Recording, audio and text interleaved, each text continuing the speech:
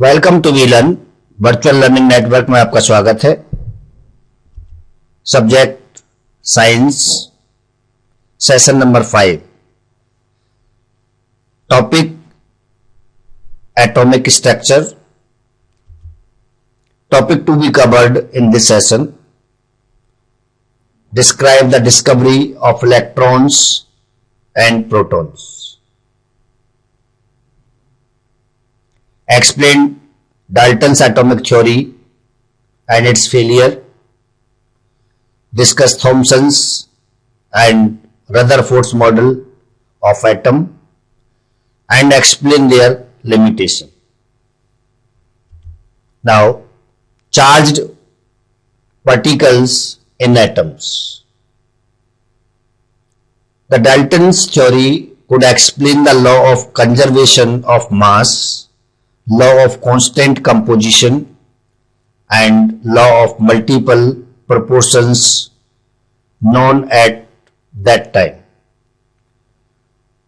Toward the end of 19th century, certain experiments showed that in atoms is neither the smallest nor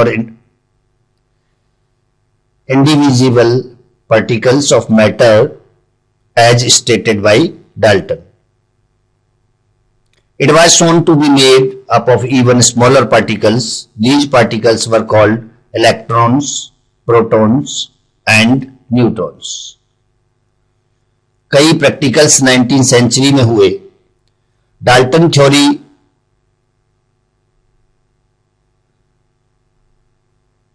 ने explain किया, कुछ compositions बताए, कुछ multiple proportions बताए कि कोई भी वस्तु छोटे छोटे पार्टिकल से मिलकर के बनी हुई होती है। साइंस में हम उनको एलिमेंट कहते हैं और कोई भी एलिमेंट जो है छोटे छोटे पार्टिकल्स में से मिलकर के बना होता है और वो पार्टिकल्स एक दूसरे के साथ पैक्ड होते हैं। डाल्टन से 3 तरह के पार्टिकल बताए,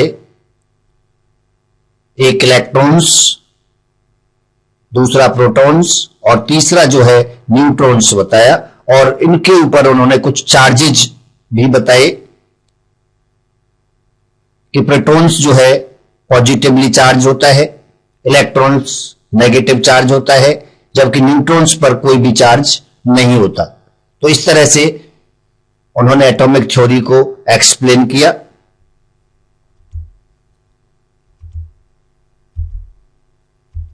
Now, structures of the atoms. The ancient Greeks used to believe that everything was made up of very small particles. जैसा मैंने अभी बताया कि हर चीज छोटे छोटे पार्टिकल से मिलकर के बनी हुई होती है। I did some experiment in 1808 that proved this and called these particles atoms. ये स्टेटमेंट जो है डाल्टन ने खुद दिया कि मैंने इस चीज का एक्सपेरिमेंट किया है 1808 में और ये प्रूव हुआ है कि सभी चीजें छोटे छोटे पार्टिकल से मिलकर के बनी होती हैं और उस छोटे पार्टिकल को एटम कहते हैं। इस डायग्राम से आप देख सकते हैं कि छोटे छोटे एटम्स मिलकर के एक बड़ी वस्तु जो है बन गई है। उसके राउंड में इलेक्ट्रॉन्स घूम रहे हैं जो कि नेगेटिव चार्ज में होते हैं, नेगेटिव एनर्जी होती है उनके पास और उनका मास जो है लगभग रूप से नगण्य होता है, नथिंग होता है। सेकेंड जो पार्टिकल्स उन्होंने बताए, प्रोटॉन्स बताए जो कि पॉजिटिवली चार्ज होते हैं और उनका मास न्यूट्रॉन के मास के बराबर होता है। थर्ड पार्टिकल आपका न्यूट्रॉन्स जो कि न्यूट्रल होता है, यानी किसी भी तरह का नेगेटिव या पॉजिटिव चार्ज उसके पास नहीं होता और उसका मास जो है प्रोटॉन के बराबर होता है। तो हम ये कह सकते हैं मास के अकॉर्डिंग कि प्रोटॉन इक्वल टू न्यूट्रॉन्स होते हैं। अब डिफरेंस किस चीज का होता है? हर वस्तु में इलेक्ट्रॉन्स का डिफरेंस होता है। जब भी केमिकल रिएक्शंस होते हैं इलेक्ट्रॉन्स की वजह से होते हैं, प्रोटॉन और न्यूट्रॉन्स की वजह से नहीं होते। ऐसा उन्होंने 1808 में अपने एक्सपेरिमेंट में प्रूव किया। और इस तरह से उन्होंने बताया कि हर किसी पार्टिकल जो है एक लेयर बनाता हुआ होता है, एक परत बनाता हुआ होता है। हर परत को ऑर्बिट कहते हैं। उस ऑर्बिट में जो सेंट्रल बिंदु होता है किसी भी वस्तु का, किसी भी एलिमेंट का जो सेंट्रल बिंदु होता है उसको हम न्यूक्लियस बोलते हैं। हिंदी में उसको हम नाभिक भी बोल सकते हैं। और उस न्यूक्लियस के चारों तरफ ऑर्बिट के अंदर इलेक्ट्रॉन्स, प्रोटॉन्स और न्यूट्रॉन्स मूव करते रहते हैं, घूमते रहते हैं। इन तीनों को मिलाकर के एटम बनता है। जैसा कि डायग्राम आप देख रहे हैं, जिसमें जो व्हाइट शेड का सर्कल है उसको हम न्यूक्लियस बोलते हैं, और जो ब्लू कलर का सर्कल है वो उसका ऑर्बिट है। और उस ऑर्बिट के अंदर जो छोटे छोटे पार्टिकल हैं, इलेक्ट्रॉन्स, प्रोटॉन्स और न्यूट्रॉन्स, वो मूव करते रहते हैं और एक दूसरे से क्लोजली पैक होते हैं। और न्यूक्लियस की तरफ अट्रैक्शन उनका होता है, इसलिए कोई भी वस्तु जल्दी से ब्रेक नहीं होती है, टूटती नहीं है। Now discovery of electrons in 1885, Sir William Crookes carried out a series of experiments to study the behavior of metals heated in a vacuum using cathode rays tubes. एक अलग एक्सपेरिमेंट किया सर विलियम क्रुक्स ने, और उन्होंने क्या किया कि metals को वैक्यूम में, यानी हवा के बिना प्रेजेंसी में, जहां पर ऑक्सीजन का एब्सेंस होता है उसको हम वैक्यूम कहते हैं, वैक्यूम में उनको हीट किया और कैथोड ट्यूब्स या कैथोड रॉड को लगा करके एक्सपेरिमेंट किया। Cathode rays tube consist of two metals electrodes in a partially evacuated glass tubes. The negatively charged electrode is called cathode, whereas the positively charged electrodes is called anode. These electrodes are connected to a high voltage sources. इस तरह से उन्होंने अपना experiment किया sir William crooks ने। High voltage आपको दिख रहा है जिसमें जो येलो कलर का है, और कैथोड और एनोड, यानी एक तरफ नेगेटिव चार्ज और एक तरफ पॉजिटिव चार्ज। बीच में ग्लास का ट्यूब लगाया उन्होंने, और इस तरह से एक्सपेरिमेंट उन्होंने किया। और उसके बाद उन्होंने क्या ऑब्जर्व किया ये आप देखेंगे। It was observe that when very high voltage was passed across the electrodes in evacuated tube, the cathode produce a stream of particles. जब काफी हाई एनर्जी दी जाती है, हाई वोल्टेज दिए जाते हैं, तो कैथोड जो है स्टीम प्रोड्यूस करता है, स्टीम के पार्टिकल प्रोड्यूस करता है। These particles were shown to travel from cathode to anode, और वो जो है कैथोड से एनोड की तरफ ट्रेवल करना शुरू कर देते हैं, and were called cathode rays.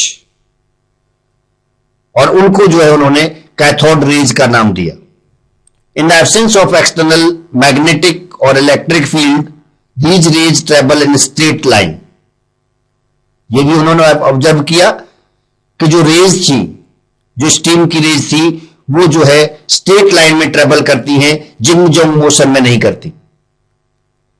These particles constituting the cathode rays were later called electronics. और इन पार्टिकल्स को बाद में जो है इलेक्ट्रॉन्स का नाम दिया गया। Following are the important properties of cathode rays. Cathode rays के जो गुण थे वो इस तरह से पाए गए। Cathode rays travel in straight line, एक सीधी रेखा में कैथोड रेज ट्रेवल करती हैं। Second, the particles constituting cathode rays carry mass and possess kinetic energy. और उनके अंदर जो पार्टिकल्स हैं जो कैथोड रेज से कॉन्स्टिट्यूट होते हैं उनमें मास भी होता है और काइनेटिक एनर्जी भी होती है, क्योंकि कोई भी वस्तु यदि मूव करती है तो निश्चित रूप से उसमें काइनेटिक एनर्जी होगी जो कि एक जगह से दूसरी जगह तक मूवमेंट करती है। Third property, the particles constituting cathode rays have negligible mass but travel very fast. Fourth, cathode ray particles carry negative charge and are attracted toward positively charged plates when an external electric field is applied. तो इस तरह से ये हमारी चार property observe की गई उस प्रैक्टिकल से। Now discovery of protons. अब प्रोटॉन्स को किस तरह से डिस्कवर किया, अभी हमने आपको बताया इलेक्ट्रॉन्स का डिस्कवर करना। Eugen Goldstein in 1886 performed an experiment using a perforated cathode, a cathode having holes in it in the discharge tube filled with air at a very low pressure.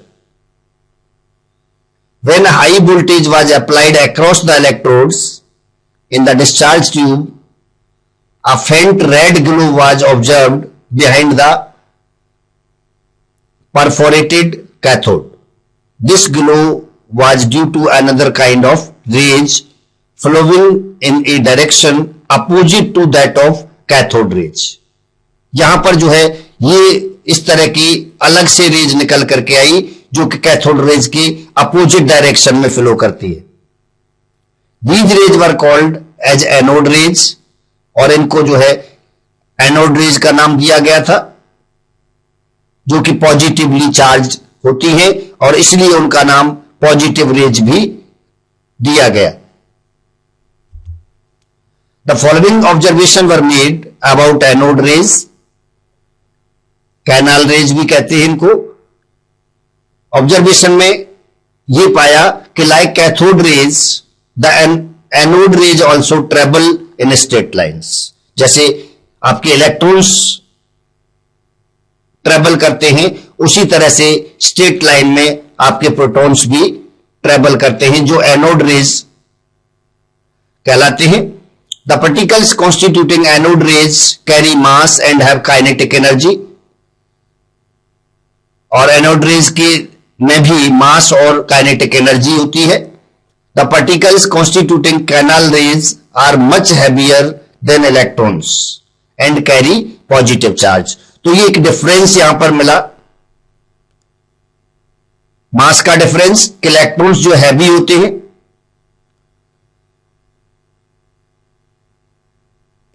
Electrons जो है proton से less heavier होते हैं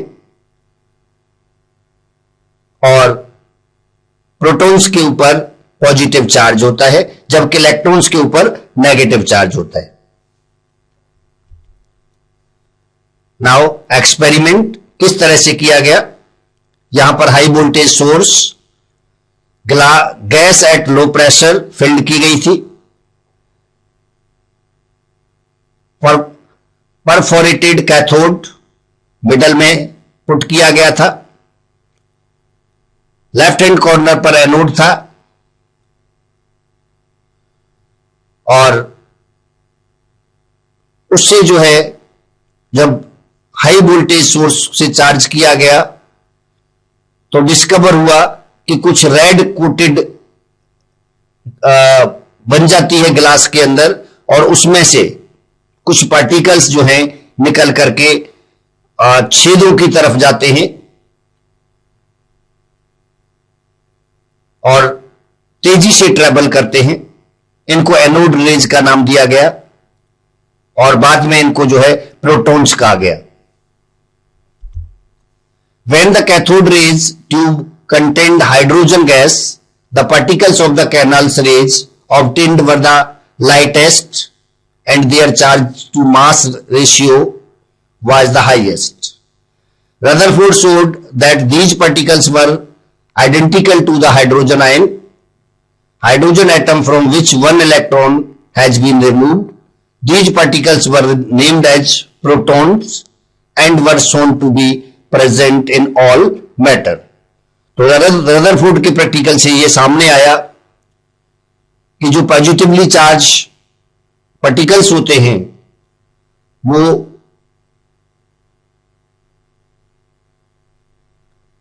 हर matter में present होते हैं और उनका जो मास रेशियो होता है हाईएस्ट होता है और इलेक्ट्रॉन्स की अपेक्षा में लाइटेस्ट भी होते हैं।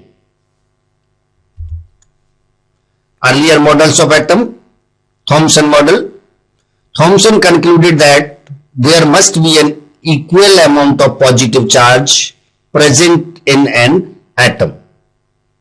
On this basis he proposed a model for the structure of atom. उन्होंने कहा, थॉमसन ने, कि इक्वल अमाउंट जितना इलेक्ट्रॉन्स में होता है उतने ही अमाउंट का पॉजिटिव चार्ज आपका प्रोटॉन में होता है। The electrons represent the plums in the pudding made of negative charges.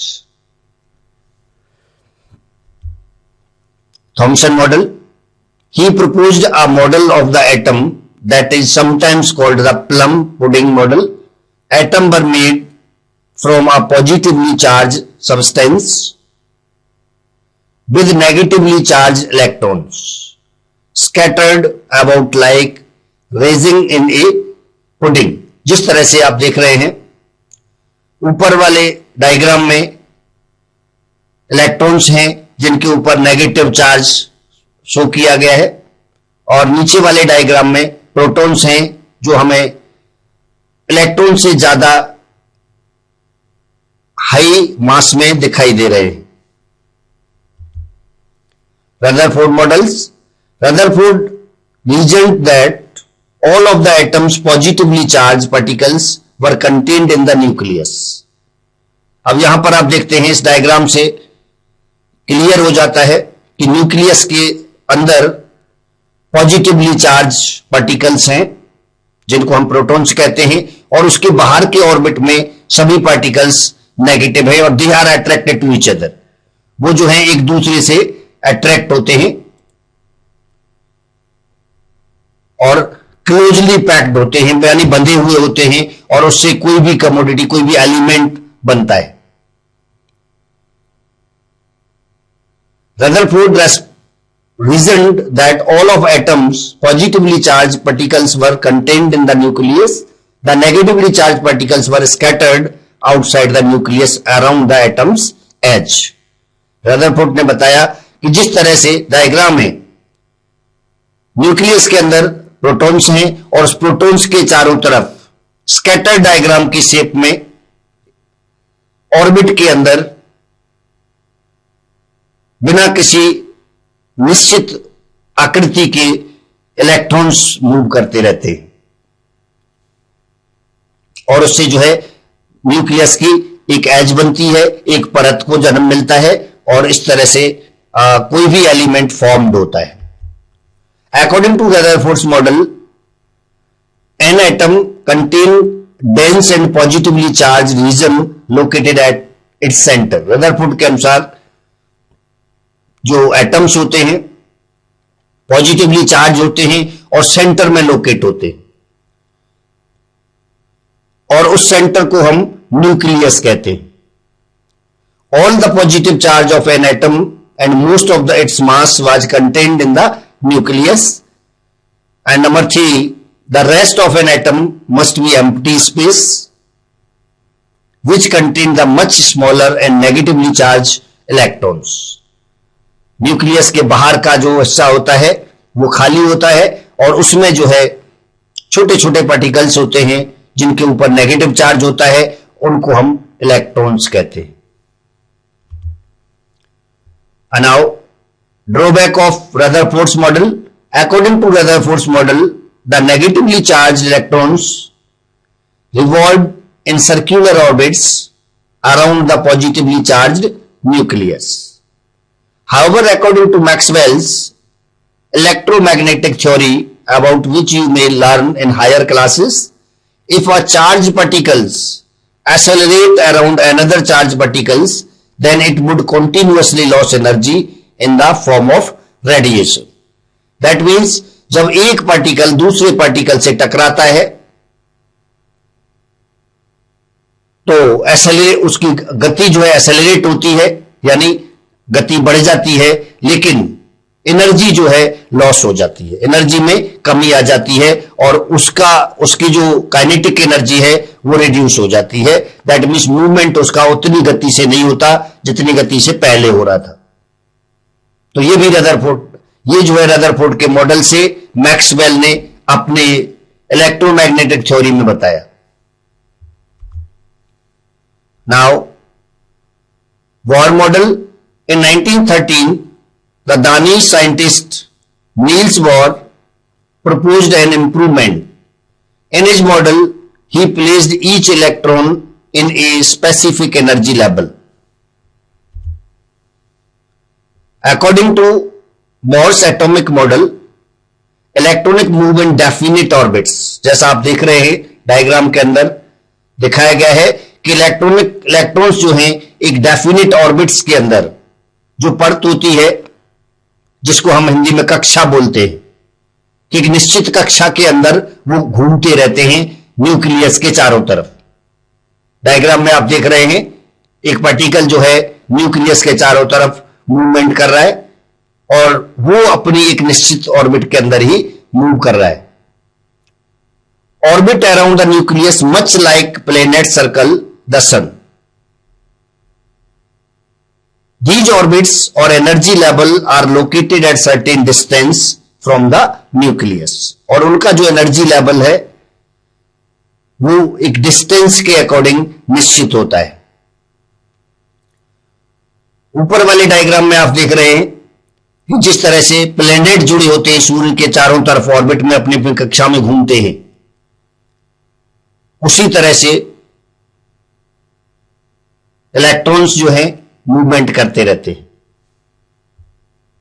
लेकिन बोहर मॉडल में जो सबसे इंपॉर्टेंट चीज है वो क्या है कि निश्चित ऑर्बिट होता है, एक डेफिनिट एरिया में वो मूव करते रहते हैं। Now discovery of neutrons. अभी आपने देखा कि इलेक्ट्रॉन्स और प्रोटॉन्स की डिस्कवरी अलग अलग साइंटिस्ट ने की, लेकिन सभी के कंक्लूजन को अगर देखा जाए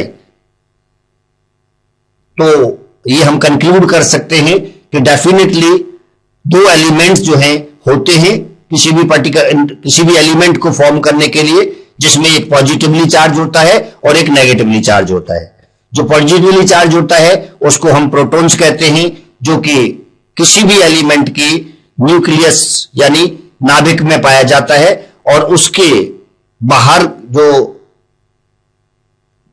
दिशा होती है वो एक निश्चित कक्षा होती है और उसमें आपके इलेक्ट्रॉन्स घूमते हैं जो कि नेगेटिवली चार्ज होते हैं।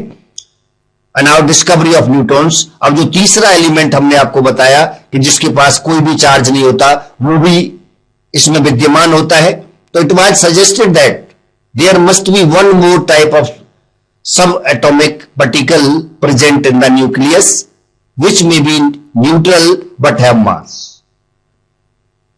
बाद में ये डिस्कवर हुआ कि न्यूक्लियस में यानी नाभिक के अंदर केवल प्रोटॉन्स ही नहीं होते बल्कि एक और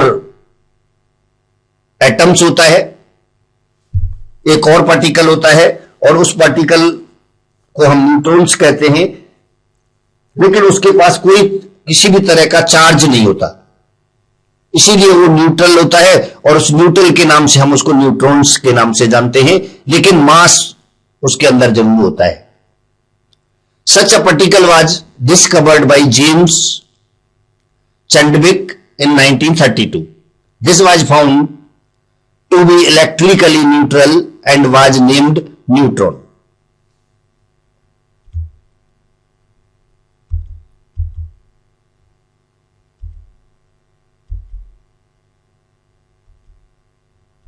Now,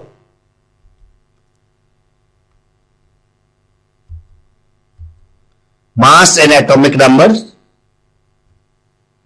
particle protons, relative mass 1, relative charges also 1, neutrons mass 1,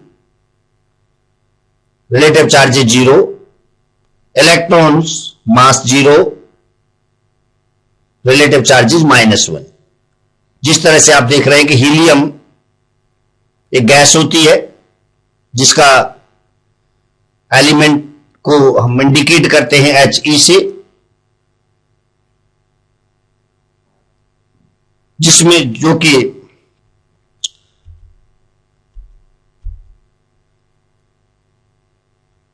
table के अंदर दूसरे स्थान पर आता है। हाइड्रोजन के बाद उसका दूसरा स्थान होता है और 4 इलेक्ट्रॉन्स होते हैं, 2 प्रोटॉन्स होते हैं, आप देख सकते हैं। इसलिए बैलेंसी इसकी जो है 2 होती है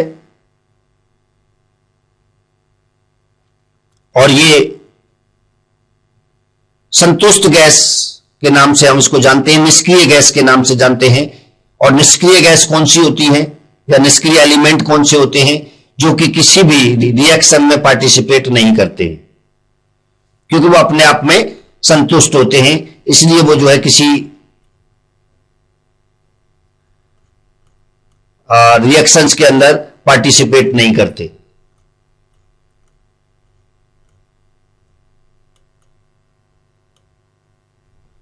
यहां पर 4 जो है mass number, that means number of protons plus number of neutrons, यानी 2 न्यूट्रॉन्स होंगे 2 प्रोटॉन्स होंगे तो मास नंबर बन जाता है।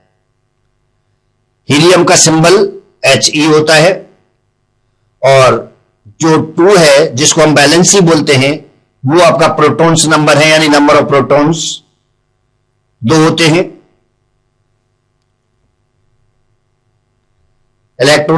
electrons accommodation capacity of different cells. The electron distribution is governed by the following rules. These orbit or cell in an atoms are represented by the letters K, L, M, N. जो कक्षाएं होती हैं, इनकी कक्षा इस तरह से होती हैं। पहली कक्षा का नाम K होता है, उसे दूसरी कक्षा L होती है, तीसरी कक्षा को M कहते हैं और चौथी कक्षा को N कहते हैं। और इस तरह से अगर कक्षाएं बढ़ती चली जाती हैं तो हम जो है अल्फाबेटिकल उनके नाम देते चले जाते हैं। और the positive integral numbers n equal to 1, 2, 3, 4 इस तरह से होता है। The orbits are arranged in the order of increasing energy. The energy of M shell is more than that of the L shell. जैसे जैसे कक्षाएं बढ़ती चली जाती हैं एनर्जी भी उसकी बढ़ती चली जाती है, which in turns is more than that of K cells. Now, the maximum number of electrons present in a cell is given by the formula 2n2, where n is the number of orbit or the cell. Electron accommodation capacity of different cells, like value of n1, it is known as K cell, and maximum capacity 2. हम ये कह सकते हैं कि K cell में ज्यादा से ज्यादा 2 इलेक्ट्रॉन्स रह सकते हैं। n की वैल्यू अगर 2 ली जाए तो इसका मतलब हो गया आपका सेल नंबर L, और इसकी कैपेसिटी आपकी 8 होती है, जिसको हम 2 और 6 की तरह प्रेजेंट करते हैं। जब आप इलेक्ट्रॉनिक कन्फिगरेशन देखेंगे तब मैं आपको क्लियर करूंगा कि किस तरह से सेल के अंदर इलेक्ट्रॉन्स रहते हैं। थर्ड पोजीशन पर M सेल होता है, जिसकी मैक्सिमम कैपेसिटी आपकी होती है 18, और वो किस तरह से होगी 2, 8, 8 इस तरह से होगी। एंड फोर्थ सेल होता है जिसको N सेल बोलते हैं, मैक्सिमम कैपेसिटी 32 होती है। तो इस तरह से हर ऑर्बिट के अंदर, हर कक्षा के अंदर आपकी इलेक्ट्रॉनिक्स की कैपेसिटी है। अगर आपकी कक्षा पूरी हो जाती है तो बचे हुए इलेक्ट्रॉन्स दूसरे सेल में जाकर के शिफ्ट होते हैं। And now concept of valence और valency, the different elements have different number of electrons in the outmost or the balance cell। देखिए बैलेंस क्या होता है, बैलेंसी क्या होती है कि उसके आउटमोस्ट सेल में जितने नंबर ऑफ इलेक्ट्रॉन्स होते हैं उतनी ही बैलेंसी होती है। आउटमोस्ट सेल कौन सा होता है, जैसे कि एल एम एन, इस तरह से जो लास्ट वाला होगा उसको हम आउटमोस्ट सेल कहते हैं या आउटर मोस्ट कहते हैं। उसमें इलेक्ट्रॉन्स की संख्या जितनी होती है वो उसकी बैलेंसी कहलाती है। These electrons in the outermost cell are known as valence electrons। और यदि आपका लास्ट वाला सेल जो है इलेक्ट्रॉन्स की उसमें और ज्यादा जरूरत है तो वो जो है रिएक्शन में पार्टिसिपेट करता है, और पार्टिसिपेट अलग अलग तरह से करता है जिसको हम आगे के सेशंस में समझाएंगे कि किस तरह से रिएक्शंस होते हैं। The number of valency electrons determines the combining capacity of an atom in an element. So valency is the number of chemical bonds that an atom can form with univalent atoms. Now do it yourself, ये question आपको खुद करने हैं। पहला question, how many shells are occupied in the nitrogen, जिसका क्या atomic number 7 है। तो आपको बताना है कि कितने सेल्स उसमें होने चाहिए, और सेल कौन से, की L M N. Second question, name the element which has completely filled first shell. First shell में एलिमेंट बताने हैं कि कितने होने चाहिए। Third question, write the electronic configuration of an element having atomic number equal to 11, जो कि sodium का होता है। ये आपको बताना है कि किस तरह से उसका इलेक्ट्रॉनिक कॉन्फ़िगरेशन आप करेंगे। ये आपका last question, and that's it from session number 5। Thank you.